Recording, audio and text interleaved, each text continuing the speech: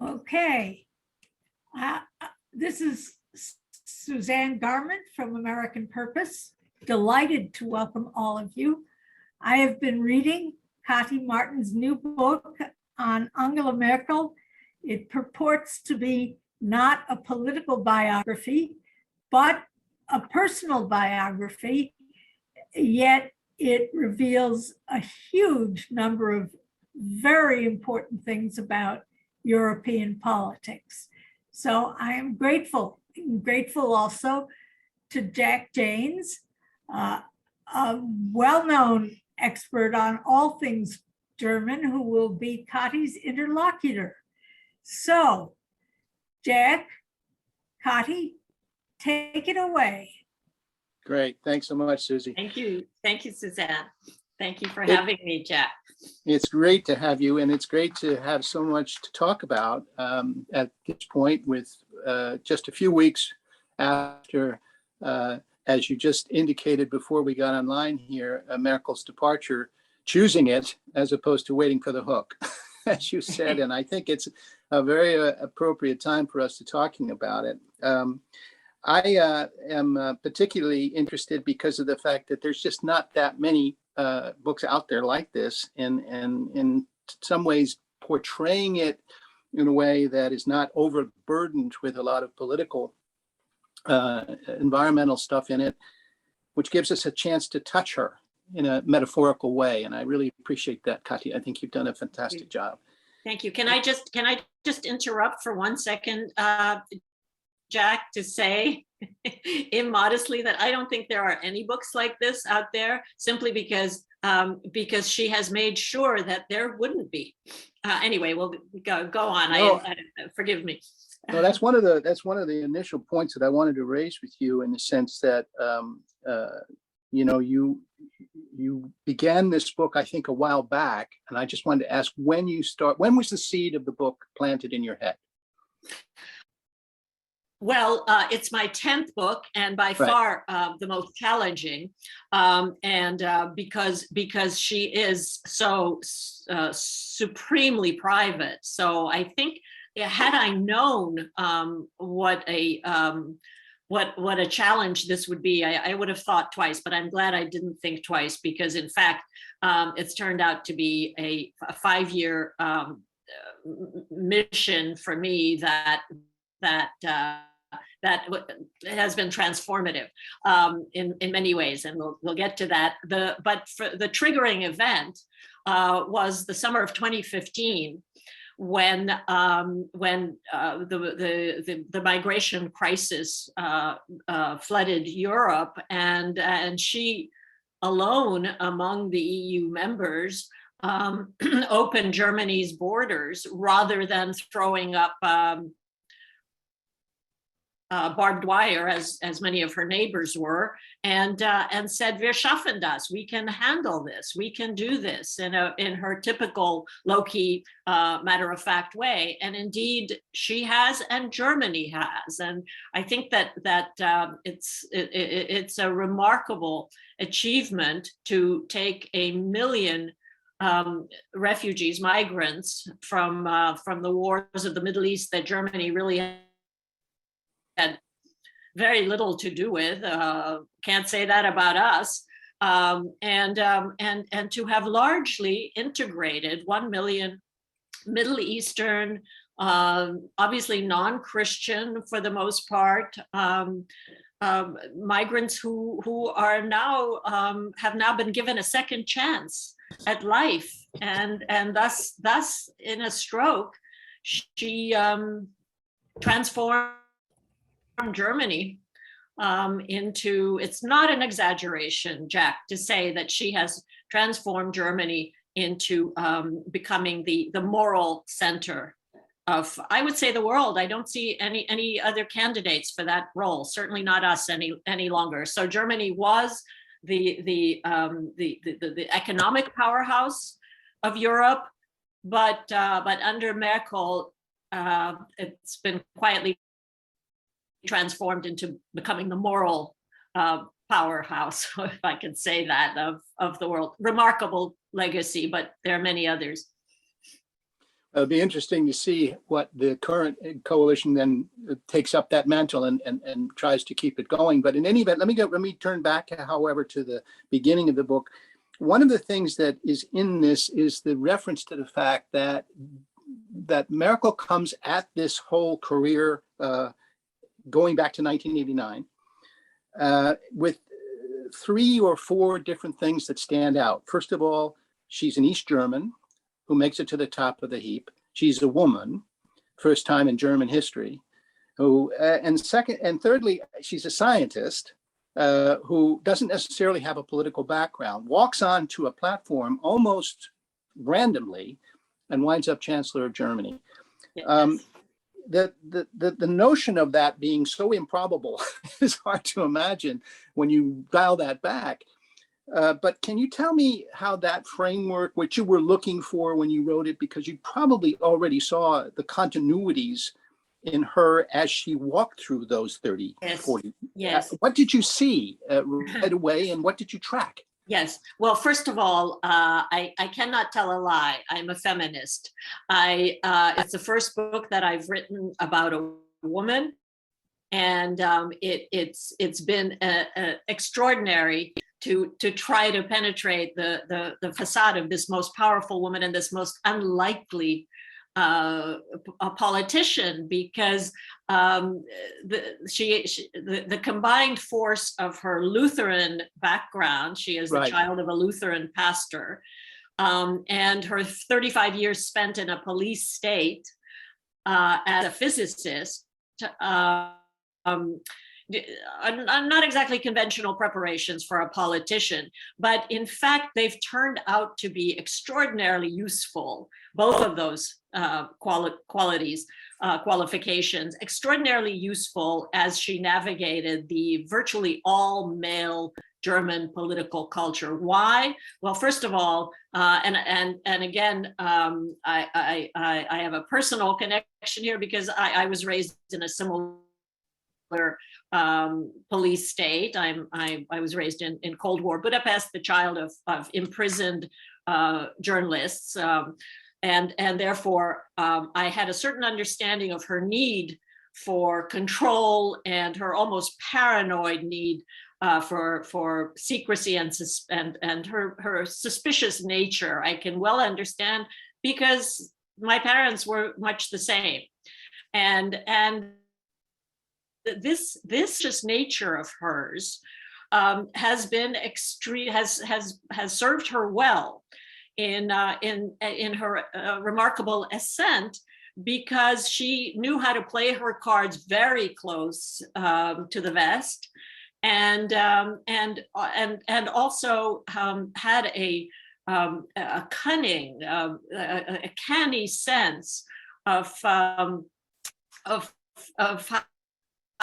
how people can well be different from what they from their facade, let's say, and a courage that went along with that, the courage born of surviving the Stasi's attempt to recruit her, to inform on her. So she was hardened in that tough school, and in combination with her father, the pastor's enormous influence on her, she never fully gained his approval. I find it remarkable that her parents never once voted for her, for example, in her 16 years as chancellor. I mean, take that as a her mother was a as social a democrat, sign of, right? Yeah. So she was raised in a pretty tough school, but with really deep moral principles, and this is what came to the fore in 2015 when she had her, what I describe as her Martin Luther moment of "Here I stand, I can do no other." And I don't want to portray her as this sort of sainted figure. She's no Mother Teresa. She is, in fact, she has the capacity to be ruthless when the situation calls for it, and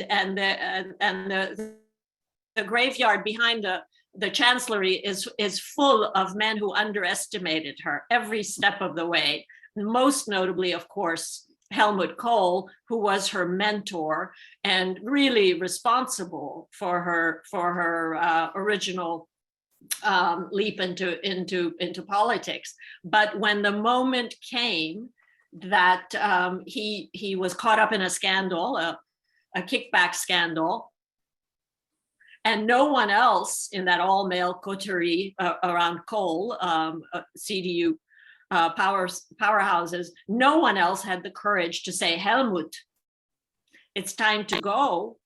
She did by writing this absolutely devastating opinion piece in the most read German newspaper, which basically said it's time for a new page in German politics, thereby clearing the way for her own ascent to the chancellery. Kohl never forgave her, of course, but it was the right thing to do, not only for her political rise to establish her independence from the chancellor, who referred to her as das Mädchen, the young woman, very derisively, but also to give Germany a second chance, because she did not believe that her loyalty was with one man. She's never believed that. Her loyalty was for her country. I think that's something that I'd like to plant for the discussion maybe later on, because you said that East German background, playing cards close to your chest, not knowing exactly who's out there, trying to deal with the Stasi, telling the Stasi, oh, I can't be working for you because I talk too much. These are the kinds of things that she did. One wonders, however, is that East German background, she's 35 by the time she walks into the political realm, how much that impacted the way she dealt with a West German system, which she had to deal with in that rate. But let me jump to the fact that this woman was elected 4 times. Yes.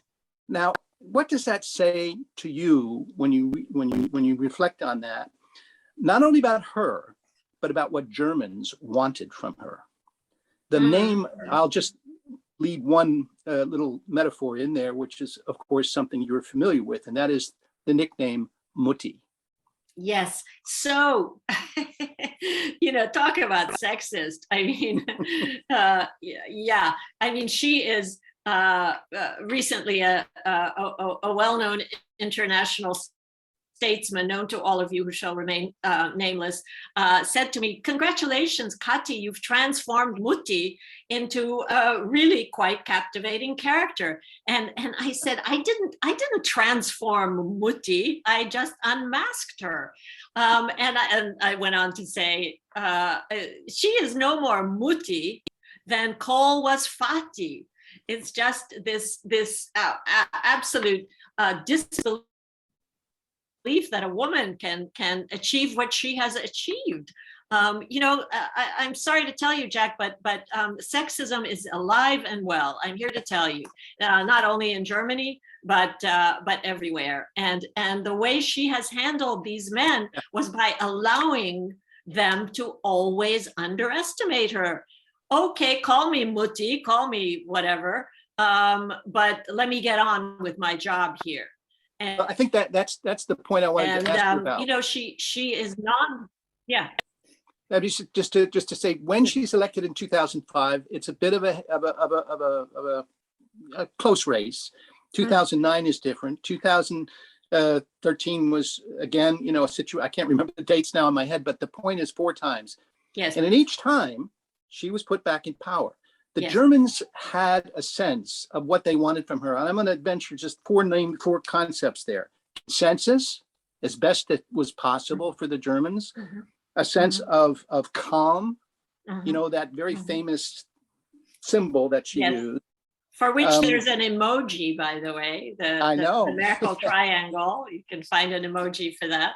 But here's the kicker, Kati. I mean, she says at some point or another, I think early in her career to Tony Blair, teach me or tell me what I should do to become a good chancellor. And he said, you've got to be a good communicator. And her response was, I'm not a good communicator and I have no charisma. How did she do this? Totally correct. Well, I'm not sure that her set of gifts, talents is exportable, because I think you're quite right. Germans wanted someone who would not be focused on him or herself, but on them.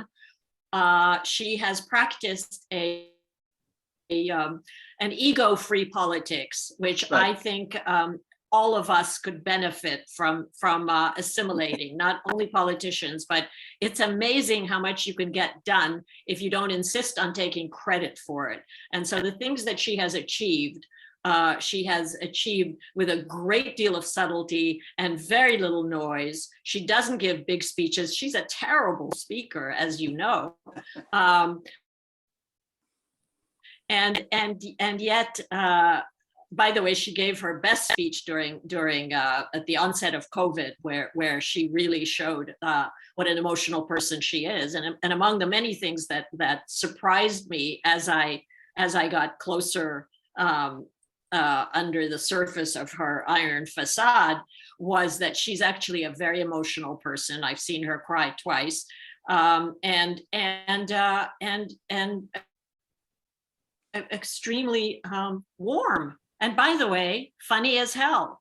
None of which people attribute to her. You know, any other politician would have exploited those qualities, but not her. For her, it's not about me, Angela Merkel. It's about you.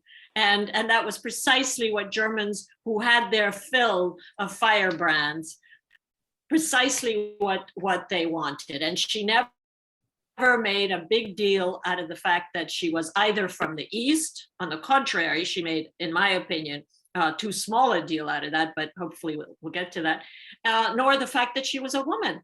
She never gave a single speech about the fact that I am woman.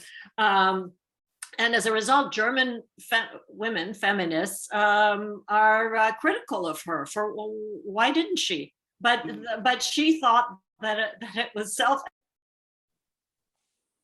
that she was a woman, and that her mantra was, I am Chancellor of all Germans, even those who oppose immigration, who oppose taking in the migrants. She is absolutely non-confrontational, but that doesn't mean that when the doors are closed, she doesn't stay at the table till the last man drops off, and they all do long before she does, for an inch of territory. So she's an indomitable negotiator, but she just doesn't advertise what she's doing. I mean, I hope we get to Putin in our. I'm just gonna get to that. Yeah. I'm gonna get that, but I'll cite a line that's in this book that you wrote, and it is, her role had not become her identity. Right. And I think that captures what you're just saying. Let's talk a little bit about. Let's just talk a little bit about one chapter in there, which is called Dictators. You lived in a country that had that problem, and there is still one today. Indeed, to my regret. How does that background that we've just described help her deal with a certain guy with a big dog? Oh my God, yes. Or for that matter, with Orban. How do you think she does that? Yes, or how about Donald Trump? Well, that too. Yeah, I mean, she had 4 years of Trump, who Right. did his damnedest to shake her self-possession and never succeeded. It drove him crazy that he couldn't shake her. And Putin famously unleashed, knowing that she was afraid of dogs, unleashed his enormous black lab, Coney, and who went sniffing around her, and Merkel just froze, unflinching. Her staff was furious, but it's this self-possession, the self-control mastered 35 years in the school of Stasi. Don't call attention to yourself, don't emote, keep your thoughts under wraps. I mean, these are extraordinary assets when you're negotiating with demagogues. And she had the worst cast of demagogues to deal with. I mean, not only Orban and Putin, but also Erdogan and then Xi Jinping. But of course, her toughest in some ways was Donald Trump, because she reveres America. She credits America with her, not only Germany's second chance as a democracy, but her own. She had photographs of both Reagan and Bush the elder in her office. And by the way, she and Bush the younger formed an authentic bond. She, in fact, her aides told me that the chemistry between W and Merkel was better than between Obama and Merkel. She was wary of Obama at the outset because he was a brilliant speaker. She thought he was a young man in a hurry. He wanted to give, long before he was elected, he wanted to give a speech at the iconic Brandenburg Gate.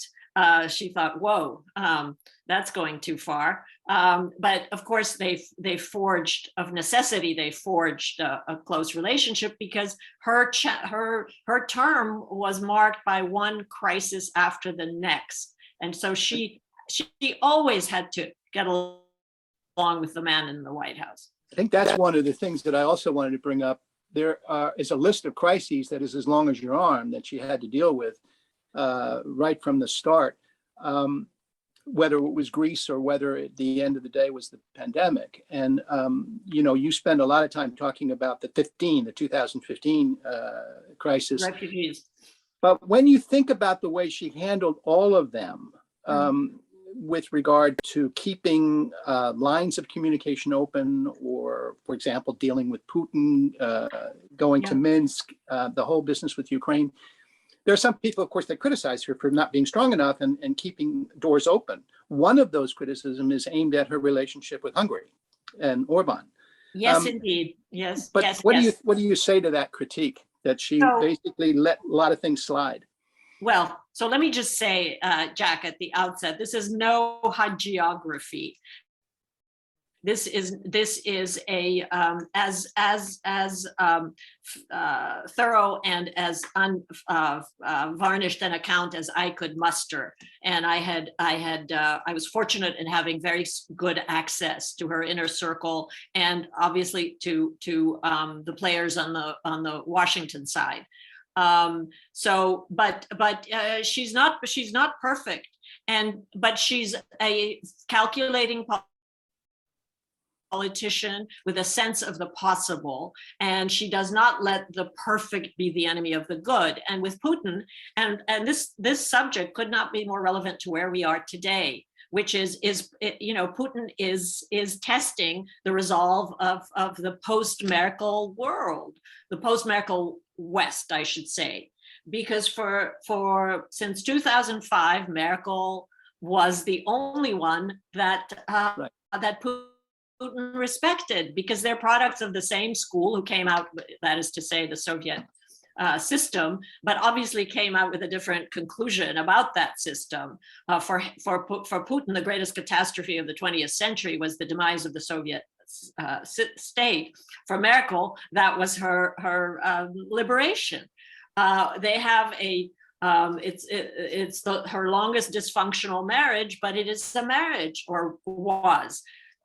During the 2014 Ukrainian aggression, she was talking to him all the time. She was the only one that he was really in full communication with, and Barack Obama handed that crisis off to Merkel because he had no patience with Putin.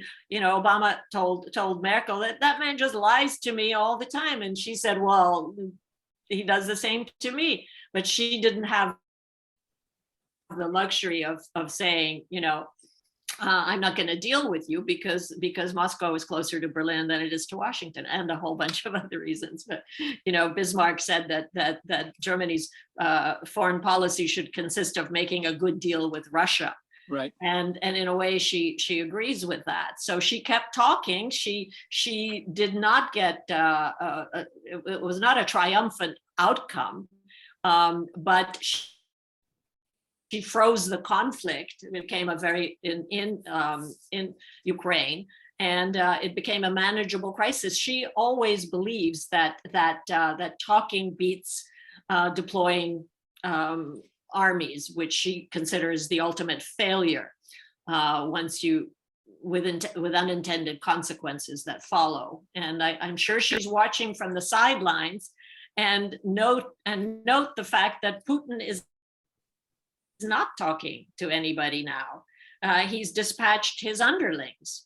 So with her, he stayed up many long nights negotiating with her and could not best her. Why? Because I observed my late husband Richard Holbrooke negotiate in the Balkans, and I can tell you that Merkel's diplomatic negotiating technique is very different from Richard's. That is to say that she goes into the room not with threats and charm, but to give Richard credit, he did end the war in Bosnia, a small thing, which again is threatened, by the way. But she goes in with an unbeatable. She has photographic memory, for one thing. So her knowledge base, she said she knew where every tree in the Donbass was. So Putin could not pull the wool over her eyes the way he does over everyone else's eyes with his KGB trained powers of deception. He knew that, and therefore they were well matched. And here's another thing, Jack, that's remarkable about her, and that is her stamina. Yeah. She has phenomenal stamina. She can go for. She said at one point during the Minsk negotiations that the only way she could tell the time of day was whether they were serving bread and jam or roast. I mean, who puts in that kind of time any longer on a diplomatic negotiation? I would like to see us do that now. I would like to see Biden and Blinken. I'd like them to read this book, by the way, if anybody can get it to them, because there's so many lessons in this book about successful negotiation but again, she's got her blind spots. Well, I think one of the questions that you never actually talked to her about the book, right, Kati? I think you didn't actually. No, I did present it to her, but I have not. I But do not expect to. But there was one question you asked her that she answered with one word. Oh, sorry. I'm sorry, Jack. You meant that I never. I thought you meant since I've written the book. In my 4.5 years of working on the book, I had encounters with her, and I was given the opportunity to observe her. Got it. But there was one answer to a question at work, which honestly, there was one question that you asked her, and she answered it with one word. The answer was endurance. Right. Yes. Can you elaborate on that? Yeah. Oh, you're a careful reader. I love that. Yeah, I am. So I asked her, what is the single quality that has sustained you in this remarkable long run? She's not a young person, and she said endurance. And I think that she's a marathoner. And she says she compares herself to a camel. She stores up sleep, and then she can go for days without, and then she collapses. But it's more than endurance, of course. I mean, endurance helps. It's just this absolute dedication to finding common ground, which and her absolute fear of war. She's not a pacifist, but given Germany's terrible history of starting 2 world wars and then the Holocaust, which ensued, she's so aware of that history in a way that really has shadowed her entire career. The German history and the fact that Germany has a permanent, in her view, a permanent debt to the world. Yeah, and in the end, I think probably I want to turn back to Susie at this point, maybe, or Michelle, to see who might be asking questions. But I think to sort of round this out a bit, I mean, the fact of the matter is that those 16 years show endurance in terms of both domestic policy as well as foreign policy. Yes.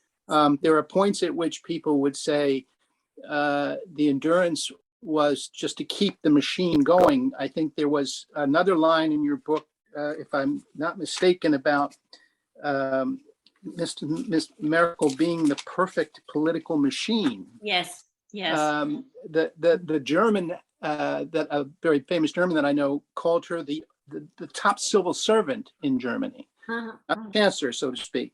Yeah. In other words, she wanted to keep things moving without necessarily going from one excess to the other. And I guess that also left the door open Correct. to some people criticizing her when she said, "Wir schaffen das." Some people said to me, yeah, she told us that, but you didn't exactly say how.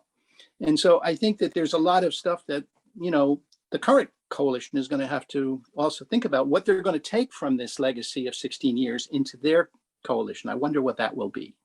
Well, yes, but I think we will soon find out that it's easier, that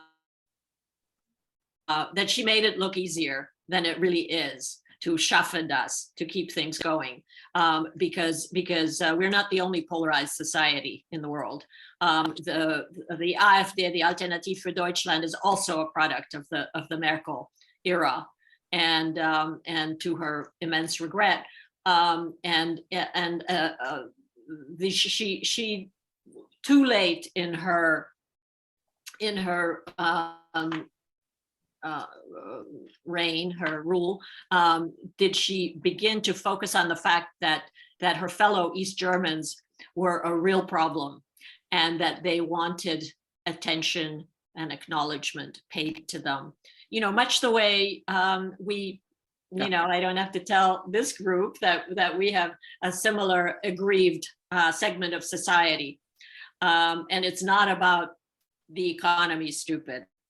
It's about the fact that here she was, an East German who became the most powerful leader in Europe, and indeed during the Trump era, the leader of the West. And yet she wasn't making speeches about you know, the fact that East Germans had suffered for a half a century under Soviet domination. She started a little bit late to acknowledge that it wasn't quite enough to rebuild those destroyed East German cities, that there was an emotional, you know, she's so rational herself that she underestimates her fellow humans' capacity for irrational behavior. That's one of the things I hold her to account in my book, is that she overestimates the rational in others, because she's a scientist after all. She deals in facts and evidence, and not all of us do. Let me turn to Michelle and ask her whether or not we can inject some questions from the audience. Yes, thank you so much, Kati and Jack. So the first question that came in was from a member of our editorial board, Dan Chiro. Dan, would you like to unmute and ask that yourself? Okay. Yeah, well, this has been brought up. See you? And I don't know if you can see me, but you can Yes, hear hi, me Dan. anyway. Anyway, you can hear me. Yes. By the way, I was at a conference where you were with your late husband in 1999 in Budapest. Wow. But I do remember that he did not really participate. He was on the telephone all the time because you know why. That sounds like Richard. Yeah. Yes, Anyway. but so I this- think I was the speaker at that conference. Yes, you were. In Yes. fairness, wasn't Yeah. I? It was my hometown after all. He was there in a spousal role. Right. Yeah. No, I do He remember. did a lot Actually, of that. Yeah, and actually we were introduced, but you don't remember me. I do, and it's nice to see you. Okay. Well, anyway, so this has been brought up already, and I'd like a sympathetic but a little bit deeper explanation of why she never was willing to really confront Orban, who is such a menace for the Ah. European Union and democracy. I mean, you know the whole story. So Yeah. why not? Yeah, well, you know, it's such a good question, and believe me, it's a source of pain for me, because this is not what I had in mind for my former homeland at this stage, and it was certainly not what Richard Holbrooke had in mind. Richard had much to do with bringing Hungary into NATO, and Orban in those days was a scrawny and rather humble kid who had just benefited from a George Soros scholarship to Oxford, something he has not paid back with kind words.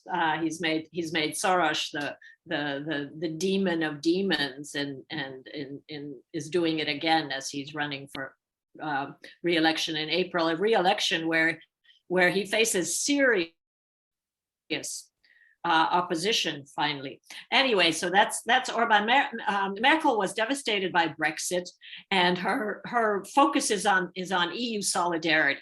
She did not want another departure from the EU fold, and frankly, Hungary is pretty small potatoes for her, considering the enormity of the challenges that she was facing from China, from Trump's.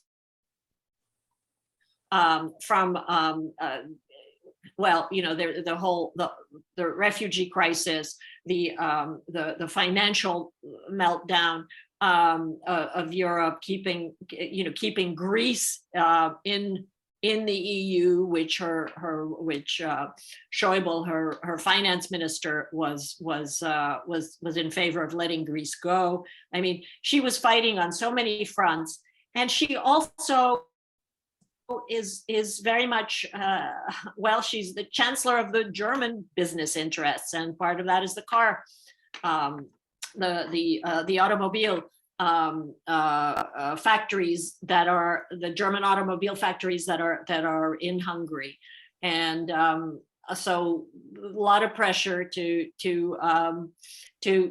go easy on Orban's Hungary, and I think she's one of her mantras then is the advantages outweigh the disadvantages. She's always weighing, her decisions are carefully calibrated. And in this instance, I think the pragmatic, the real politician, Merkel, swamped the principled one. I wish it wouldn't have. I totally agree with you that this is one of her blind spots. Here, the advantages the pragmatic decision was not the right one. Michelle? Thank you. Thanks, Kati. So we've got a question from Mathilde Fasting. Yes, hello. I'm talking from Norway, and Hello. I have first, hello, an anecdote to tell you. I was in Berlin about 5-6 years ago, and we were outside the Konrad Adenauer Stiftung, and suddenly she came. We knew that she was coming, and we were waiting a little, but she was there without, well, at least we couldn't see it, but she stopped, talked to us, and there were no bodyguards around her at all. She was almost like a civilian. She was, of course, there was a black car behind there, but it was really not visible at all. And she seemed like she could even say hello to us. And I have never really expected a leader of state like in Germany coming so close to people just outside a building. So that was very strange and very, surprising. Anyway, I was wondering, I haven't read your book, but I was wondering if you could comment a bit on her decision of the Energiewende in Germany, because right now we have the gas from Russia not coming, we have high electricity prices, and they have chosen, or at least she did about 10 years ago, she chose to close down nuclear, all the nuclear power plants in Germany, and I believe the last one was closed down just by a couple of weeks ago. So can you explain to us why did she choose to do that, and did she ever regret it, or what was? Yeah. The Well, North Sea. all the things that she decided first the North in Sea about 10 pipeline. years ago, and then now it's become an issue. It certainly has, and it's one that the new Chancellor and his team are grappling with, because the situation with Moscow is of course changing in a very dramatic way. I consider her judgment on going ahead with North Sea, which she inherited from Gerhard Schröder, very questionable. And again, it was the pragmatic decision, and again had much to do with her focus on German interests as opposed to European interests. And she was usually better at balancing the two, because for her, the EU really is a sacred mission. And particularly as the United States is no longer the CEO of the West, if I can put it that way. She thinks that the EU has to be strengthened. And this is in contradiction of that, because this pipeline will benefit Germany and to the detriment of Ukraine.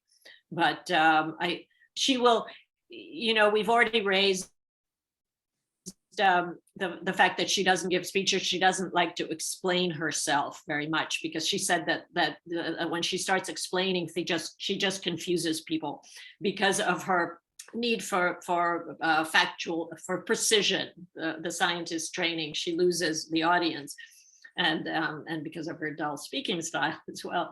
But I cannot. She every time Obama asked her about it, and he did frequently, she came up with a different answer. It's the pressure from the from the automobile industry. It's the fear of Germany being of its impact on the German economy as we're going off nuclear, and it, and Putin has never played blackmail with Germany. Has never threatened Germany the way he has other countries, with curtailing their supply of oil and gas. So I don't think that she was clear in her own mind, and it's I would say it's a blot on her record. There are many positive things that she leaves as her legacy, including obviously making Germany a far more heterogeneous, ethnically tolerant country, and opening space for women through sheer example, and in standing up for Western values and rule of law and tolerance and human rights, all those things that were threatened under the Trump era and continue to be threatened from a number of demagogues worldwide. She stood up to all that, but it's not by any means a perfect record. And by the way, I'm not sure that you can be elected and re-elected as many times as she was if she would have taken more controversial, more robust positions on certain issues. Thank you Jill? so much. Thanks, Jack. Thanks, Kati. So we have a question from Christian Forstner. Would you care to ask that yourself, Christian? Or I can read it. No, happy to do so, yeah, if you can hear me, yeah. Yes, no, great, Kati and Jack, yeah, great to see you, and thanks so much for this talk. I didn't expect to learn so much, yeah, so when I signed up for this coming session, from a German, that's... Exactly, even a German learned so much. No, great, Kati. I hope you'll read the book. Yeah, I would review it if it comes out in German, yeah, so happy to do so, yeah. But you read English. Yes, Right? yes, but I gotta write for German newspapers. I can review it, yeah. So I promise to, Oh. or I can offer you, yeah, Yeah. to review Well, it, I yeah. have to tell you that, that it's been translated into 15 languages, Whoa. including Russian and Chinese, but so far not German. So, Okay. So we have I- something to do, and we have something to do in 2022. Yes, we do. Okay. Yeah. Anyway, No, I don't thanks. want- Okay, two I don't want to questions. turn this into a. Okay, no, two questions, Katie. The one, but I mean, and I fully agree. Yeah, so Angela Merkel was a successful chancellor, but maybe she was less successful as CDU leader. Yes, the transition is painful, and her era ended, yeah, with the CDU now in opposition. Could she have managed it better to keep the CDU in power?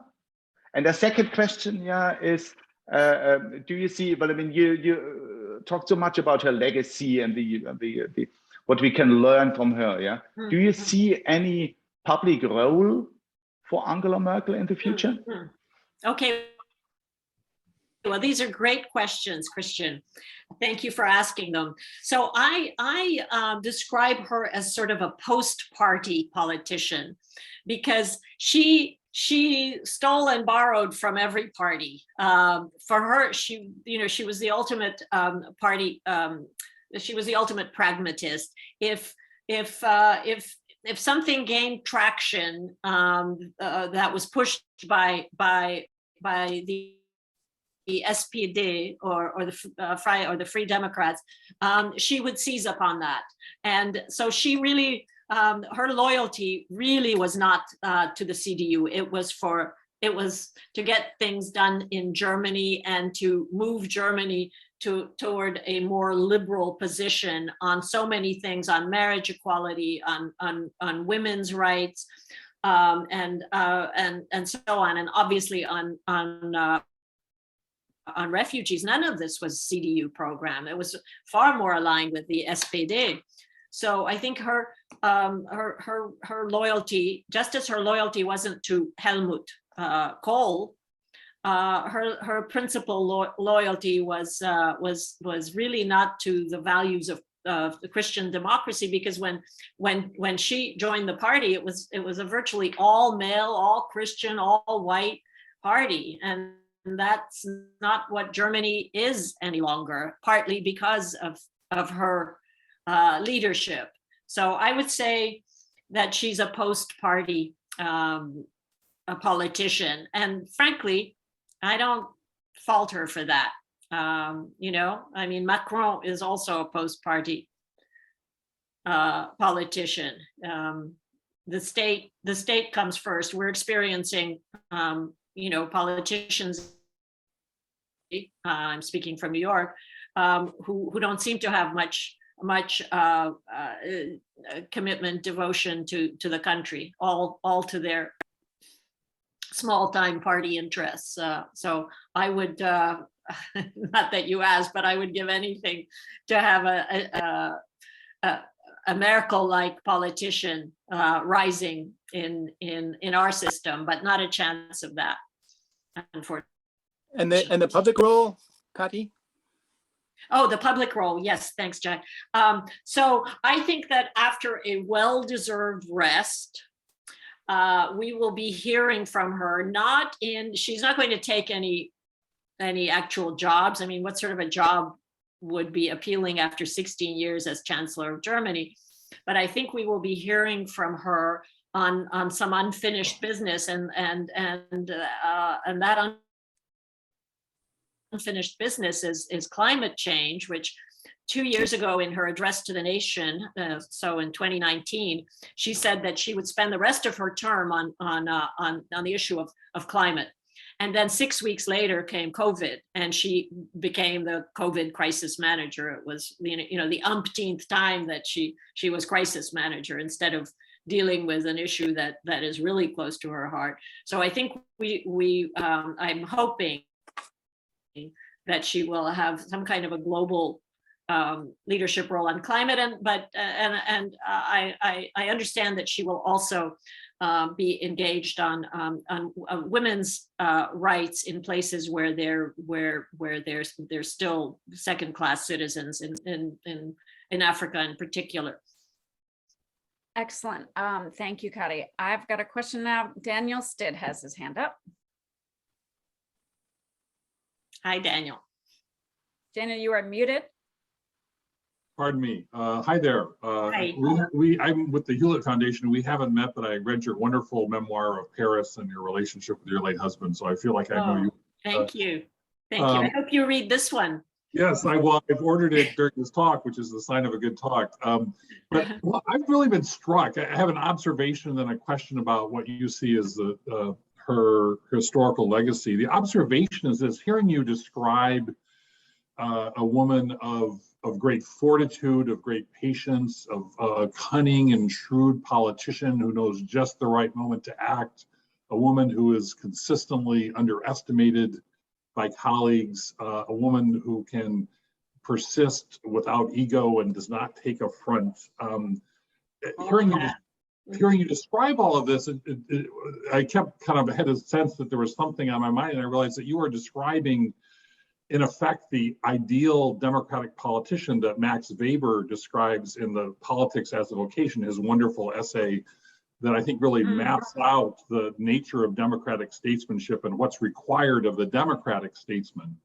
And so I'm wondering if, I'm also thinking that de Gaulle and Churchill were people who at the, just as they were leaving office, their legacy was maybe at a nadir relative to where it would be in time. I'm wondering if you were to look out, say, 20, 30, 40 years out, how do you think Merkel's statesmanship legacy will be perceived by historians, kind of wow. from the current moment? Wow, that's a thank you, Dan. That's a big one, and as we're sitting in the fourth lockdown of COVID, it's difficult to project 30, 40 years down the road. I'm hoping to get through this year, but no, but seriously, I think that history will be very kind to her, and not because she will write it. Remember when Churchill was asked how history would treat him, and he said, history will treat me well because I intend to write it. She will not write a memoir, is in my judgment. I would be astonished if she did. Because that's simply not how she operates. She feels that her legacy should speak for itself. And I think that first and foremost, let us not overlook the fact that she is the first woman chancellor in a country that never even had a queen, and was not elected once or twice or 3 times, but 4 times. So that is an enormous historic legacy. So she will never be a footnote to history. Beyond that, I think her transformative gesture, her humanitarian gesture of allowing a million Middle Eastern refugees to get a second chance at life in Germany, and then thereby demonstrated with support from millions of Germans that this is indeed a different Germany than the one that was reduced to rubble in 1945, and to which we were the midwife as the democracy that it has become. So those are huge legacies for historians to record, and I think that she's earned her place in history as a unique leader in every way. She will not slide into that. There are German chancellors whose names I can't recall. She will not ever be one of them. Jill? Thank you. So from Howard Calloway, whose microphone is not set up, Given your view of Merkel's Germany as a moral center, does this perhaps involve some sort of dysfunctional top-down Europeanization of American politics? Whoa. Top-down Europeanization of I wouldn't be upset if we took a few cues from how Germany has handled a bunch of issues, notably a generous refugee policy and beyond allowing people in, making sure that they were either in work training programs or in schools, or I mean, something like 7 million Germans were involved in that process, formally or informally, which, so it was a national enterprise.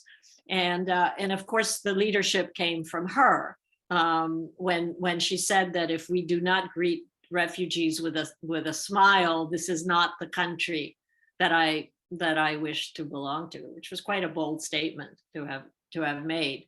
But her example and her calm leadership and her resistance to the seduction of populism. I think I'm going to go out on a limb here and say that Germany would be the last European country to succumb to populism, because of this, partly because of her leadership, but also because it has assimilated the terrible lessons of the past. That wonderful Lego word, Germans love these multi-layered words, Vergangenheitsbewältigung, the processing of the past, its darkest chapters, notably the Third Reich, have been processed, and therefore less in the East, but which is why the AfD is more successful in recruiting in the East.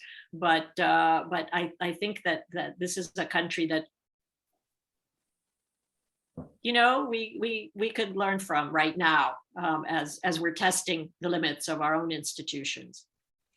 Thanks so much. Okay, I'm going to sneak in one last question because we're about to hit the hour, but because I think it'll be a quick answer. So thank you, Gary Schmidt, for this question. Gary's is a contributing editor to American Purpose, has written many articles for us, and also did a long interview of Reinhold Budekoffer, which I'll paste a link for. He said he and our editor-in-chief, Jeff Gedman, who unfortunately is giving a talk at this moment and unable to attend, he and Jeff were told by someone senior in Germany's national security establishment that Angela Merkel rarely met with intelligence officials and never alone. Is it true? Certainly it's problematic, he says, given her role. And secondly, does it reflect her inability to overcome her East German history? Oh, no.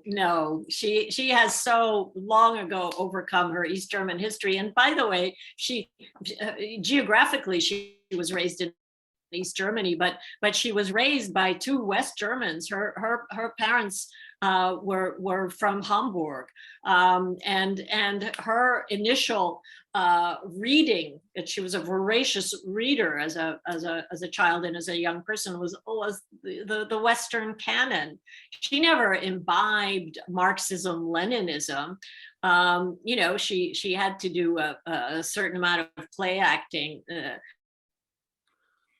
As I did, I wore the little red thing around my neck as a little kid. I was in the youngest level of the pioneer movement. A little drummer is what I was, as she was. As a practical matter, as a matter of survival. So to call her an East German who is still carrying the Marxist-Leninist dogma is entirely missing the point. Okay, I'm not sure he intended to call her that. I think it was more a question of just whether of her aversion to meeting with intelligence officials. Is that something that was true, that she did not do that? I don't think that's true. Okay. Michelle? Yes, Jack. Let me I know we're out of time, right? Yeah, we are. I just wanted to basically leave a thought. One of the people that is now in the government the new chancellor, in effect, was very, very similar in terms of trying to get elected in last year by basically making a similar message that Merkel did, that it should be calm, we should be looking to maintain our consensus and respect for each other. And you wonder whether or not this 16-year legacy in that vein is going to have a direct impact on the new coalition, and in what way. That is something I think we all should be looking for, because it's quite an interesting experiment. 3 parties, never like this before.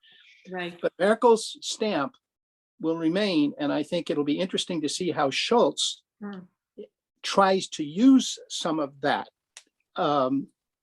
fuel for his own coalition. Very briefly, Kati, Thanks. am I right about that? Kati, you want a final comment? As everything you've said today, Jack, makes perfect sense. I've really enjoyed you as my interlocutor, and the questions have been wonderful. And I wish we were all in the same space so we could continue, and I hope eventually we will be. But Suzanne and Michelle and Jeff, the absent Jeff, you've been wonderful hosts, and thank you so much for giving my chancellor this one. Can I hold it up? Great. I'm so glad you had a copy to hold up. Thank you so much. A chance to talk to the best informed group I've spoken to. That's so kind. Jack and Kati, thanks a million for being with us. On behalf of Jeff, who could not be here, on behalf of Susie, thank you, Susie, and Frank Fukuyama, who was with us but had to leave a few moments earlier. Thank you. Thanks for everyone for attending. Thanks, everyone. Bye. Bye. Bye. Thanks, Michelle. Bye. Thank you.